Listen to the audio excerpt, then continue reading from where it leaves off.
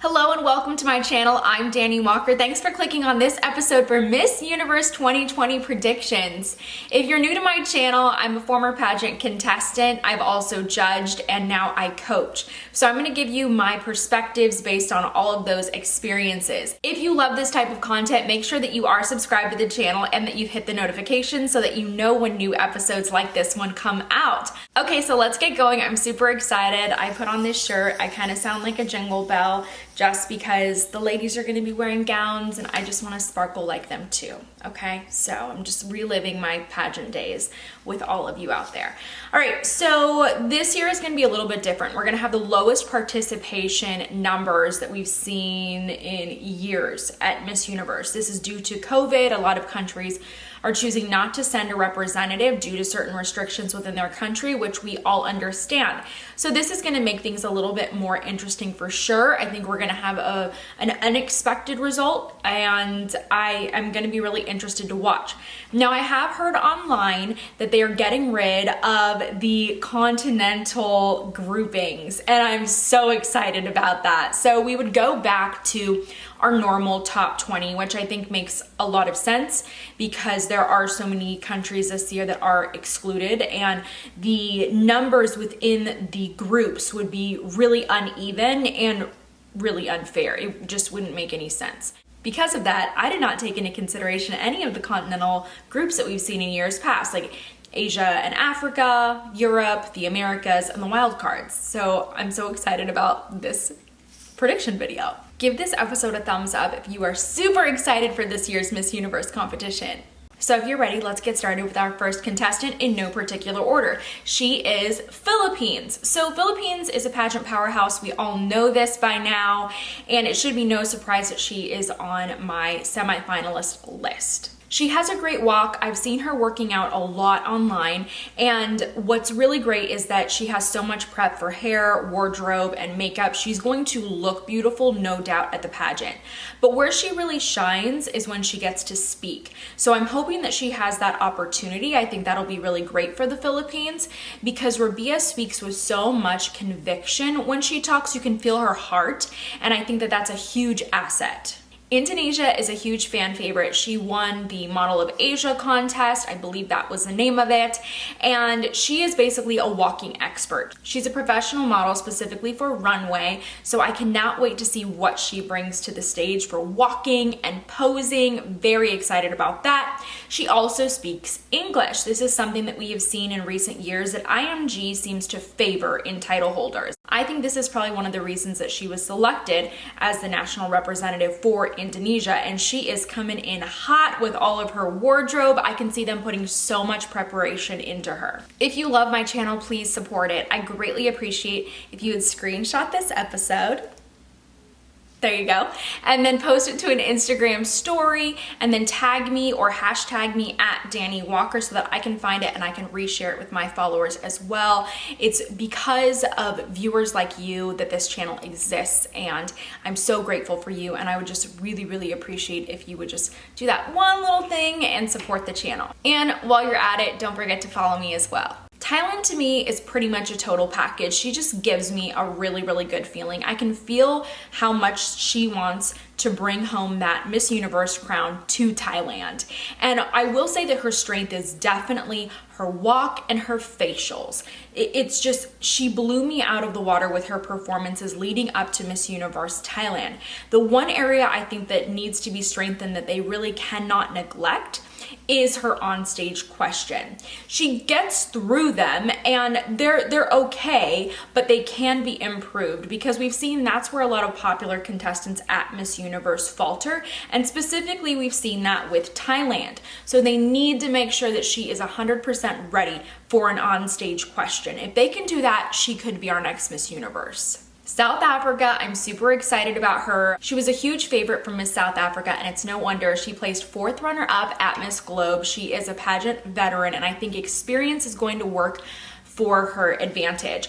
I also really like her vibe. She's so calm, she's so collected, and that's something very important in a huge competition, is to be able to manage your nerves, and I see that she does that very, very well. She's stunning, she's going to be well dressed, she's got a great team behind her, and she does speak very, very well. So we could very well likely see South Africa back in a top 5. Wow, USA, oh my gosh, I'm so proud of our representative this year. She's absolutely stunning, and she's also competed in the Miss America organization. I believe that that experience with interview and on-stage questions is what really got her that Miss USA crown this year, because she's obviously beautiful and has great performances. I think that we could strengthen the walk a little bit more. I think it could be a little bit more fierce, and I really hope that she is going to have a great gown. I think that in recent years, that's where USA has faltered, is we haven't wowed anybody with our on-stage competition wardrobe.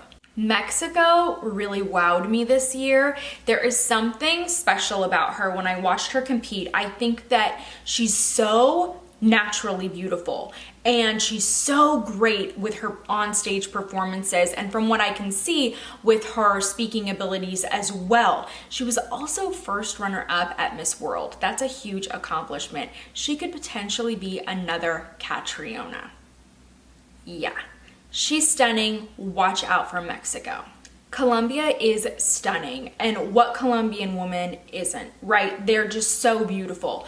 She was first runner-up to Miss Universe Colombia 2019, so she is a tough competitor, and she has a great walk. She's going to have beautiful wardrobe. She looked stunning when she competed at her national competition, and the only thing that I'm looking at that I think that they could work on would be more personality in her answers. I felt like there wasn't a lot of expression when she was speaking on stage, and I think you need that at Miss Universe. I'm very excited about India. India has not won a Miss Universe title since 2000, and so many people think that they are long overdue, and I would agree. For years they've sent some pretty strong representatives, but this year's queen to me is exceptional with her speaking abilities. Of course, she's beautiful, she has a phenomenal body, all of those things. That's fine and well, but those speaking abilities are really what captures the crown when you make it to that top 5, and I think that she has that. The only worry for me for her is the wardrobe. We have not seen India at the Universe competition staying up to date with their styling of their hairstyles or their gown. There's always something in recent years that has been just like a little bit off, but if they can get that formula right, if they can tweak that, she could be Miss Universe. Peru. Wow, she was first runner-up Miss Tourism. She was third runner-up Miss Supranational. This queen is coming for the crown, I'm telling you, and from what I have seen, it looks like she's gonna have a really exceptional swimsuit walk. That was my favorite of her 2 walks, and that's necessary. She is so beautiful. I think she's one of the most photogenic contestants this year, and I can see her in a semifinal easily. France, let me tell you, this year is a silent killer. She really rises to the occasion. When I watched her national pageant, she really slid under the radar for each of the elimination rounds. But as you got closer and closer to the crowning, you slowly realized, wow, she has this humble confidence about her. And then when you hear her speak, the quality of her answers is fabulous. So watch out for France too this year. I can see them making a comeback. Cambodia is a dark horse that I am definitely rooting for this year. She's coming from a relatively new national organization, and if you pay attention to recent Miss Cambodias, you can see that they're putting a lot of work into their title holders. I've already seen this through their wardrobe, and I think that they've done a pretty good job and probably just missed a semifinal cut. But this year's queen really knows how to work it on stage, and I have to say, out of all the contestants that I saw compete this year, that I believe she is the most confident on-stage speaker, and that would really work to their advantage. Venezuela, need I say more? Obviously, she's going to be very well prepared. She won this title in an extremely competitive year, and she wasn't predicted by everyone to win. She wasn't the biggest fan favorite. So she really has brought something special to the stage that made her stand out at her national competition, and I think it's going to work at Miss Universe as well. Now, what I don't know is if she reached the point where she got to answer an onstage question, will she speak in English? How fluent is she? Or will she choose to use a translator? And if she uses a translator, will that count against her? I don't believe that it should, but it's been a long time since we've seen a non-speaking but it's been a long time since we've seen a non-English speaking title holder take home the Miss Universe crown. I am very excited about Romania, and I cannot remember the last time that I have said this. Wow, their queen this year has some serious catwalk skills. She is at ease, she is comfortable, she carries herself like a professional model. She's also beautiful. Now, I don't know about her English speaking skills. Like I've said before, I don't think that this should really matter, but clearly it seems to me that IMG does want a title holder who is pretty fluent in English. So I think that she could be a dark horse of the competition, and I could see her in a semifinal. Wouldn't be surprised by it at all. Canada is a huge fan favorite, mainly because of her speaking abilities, and that's pretty incredible because that actually, to me, outshines her physical beauty. She is a professional model as well, I should note, so I could really see Canada advancing. I know that a lot of people might be saying that she would be Zozabini 2.0, but I really hope that judges are able to not think about Zozabini because they are, vaguely familiar or vaguely reminiscent of one another, but really to let Miss Canada be herself and stand alone on her own merits. Jamaica, wow, she is a professional runway model. She was predicted by so many to win her national competition, so I cannot wait to see her skills on the stage. My only concern for her is hair, makeup, and styling. I feel like that's been off in recent years for Jamaica. The last time that I really loved Miss Jamaica was in 2010 when they were first runner-up, and I just thought that their queen was so stunning. I wasn't a huge fan of the gown, but for some reason it really seemed to work on her, hence that placement that they ended up with, but I'd be excited to see them again in a top 5. Puerto Rico, wow, she was first runner-up last year to Madison. Obviously, she has such a devoted group of fans. I still see all of you out there posting so much about her, and she has so much great support. So I know that it's hard to sort of feel like you're living in the shadow of a former title holder who is and has been so popular in the pageant industry. But I really think that this year's queen can hold her own. She's very intelligent. She has on-stage experience. I believe that Puerto Rico does such a wonderful job preparing their contestants.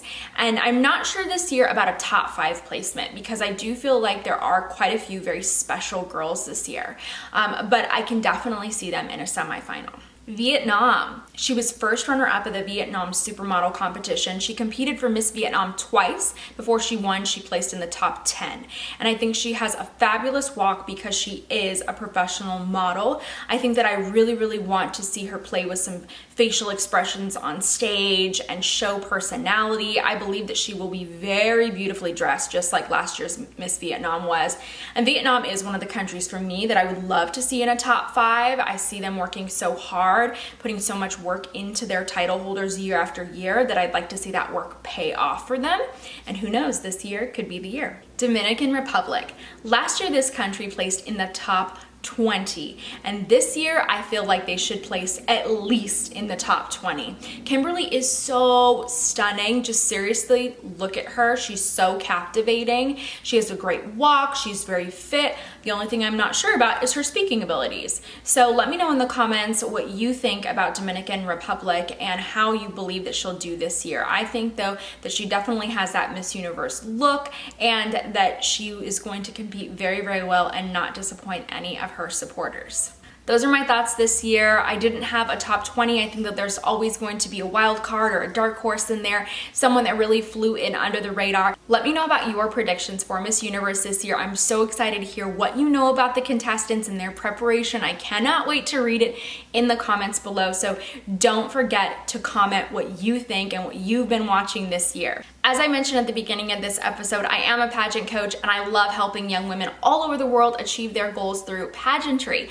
So if you want to get a head start on your next competition, then click the description below and you'll find my pageant prep crash course. There's a free link to that. Please take advantage of it because it's going to give you a lot of information that I've never shared on my channel. So I hope that you enjoy it and I wish you the best luck at your next competition.